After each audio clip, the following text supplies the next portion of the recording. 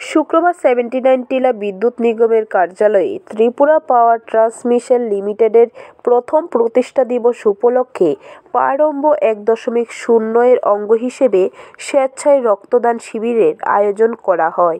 আয়োজিত অনুষ্ঠানে উপস্থিত ছিলেন মেয়র দীপক মজুমদার, রামকৃষ্ণ মিশনের মহারাজ শুভকানন্দ, অতিরিক্ত সচিব উদয়ন সিনহা, বিদ্যুৎ নিগমের আধিকারিক S Dogra, general manager টিপিটিএল Ranjan Debbarman সহ অন্যান্যরা।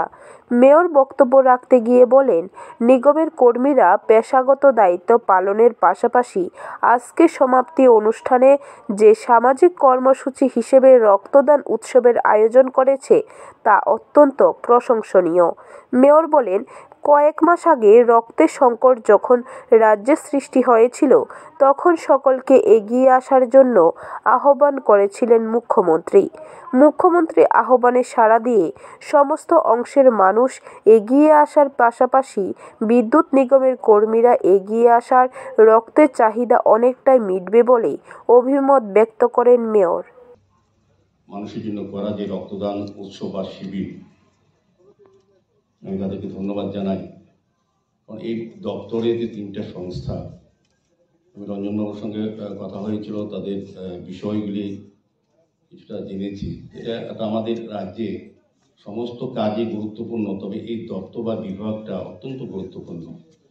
এটা যেমন আমাদের প্রাত্যহিক জীবনের সঙ্গে সবটা সার্বিক যুক্ত, পাশাপাশি যারা কাজের সঙ্গে যুক্ত তাদের কিন্তু জীবন এবং জীবিকা ঝুঁকিপূর্ণ।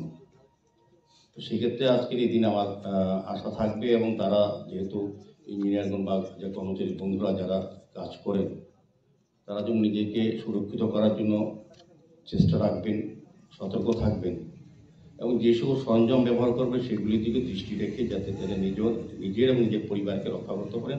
এবং তারা প্রত্যেকে আমাদের এই রাজ্যের একজন সম্পদ, কাজে আমরা চাইব সম্পদগুলি যাতে সুরক্ষিত থাকে তাদের ব্যবস্থাপনা, তাদের কর্মের মধ্যেও। ব্যুরো রিপোর্ট, খবর ত্রিপুরা।